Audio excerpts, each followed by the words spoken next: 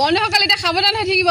Bike লৈ যোনে যায়, স্কুটি লৈ যোনে যায়, 3 আলি 4 আলি সদায় সাৱধান, নহ'লে পুলিচকেইটা জানে নহয় ৰখি থাকিব ডাণ্ডা লৈ লৈ, হয়নে নহয়?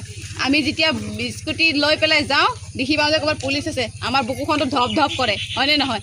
তো মামাটো কৈয়ে দিছিলে হেলমেট পিন্ধিলে কি কয় লাইচেঞ্চ নালাগে, তো বিনা লাইচেঞ্চত যাব পাৰে, হেলমেট জৰুৰী হয়। কিন্তু হেলমেটটো পিন্ধি দিয়া সততে কিয় ধৰি আছে পুলিচে?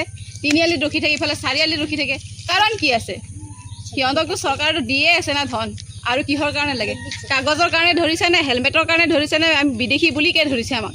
আমিতো দেশৰ নাগৰিক হয়, নাগৰিক হিচাপেতো গৈ আছোঁ, অহা যোৱা কৰি থাকোঁ। আমি অকণ ওলাই যাবই নোৱাৰোঁ মানে, হেলমেট নহ'লেও ধৰিব, কাগজ নহ'লেও ধৰিব। তাৰ মানে কি, যেতিয়া সিহঁতে 3জনকৈ এখন বাইকত পুলিচে উঠি যাব পাৰে, সিহঁতক ধৰা মানুহ নাথাকে, কি সিহঁতৰ কাৰণে হেলমেট জৰুৰী নহয় নেকি? সিহঁতৰ কাৰণে কাগজ জৰুৰী নহয় নেকি? আমাৰ নিচিনা যে সাধাৰণ নাগৰিকক ধৰিব পাৰে, সিহঁতকো ধৰিব লাগে, হয়নে নহয়? সেইটো কাৰণে এতিয়া সাৱধান হ'ব লাগে। আপোনালোকে ভয় কৰিবই নালাগে, আমাক যেনেকৈ ধৰে সিহঁতকো ওলটাই ধৰিব লাগে, হয়নে নহয়? বন্ধুসকল জনাবচোন দেই।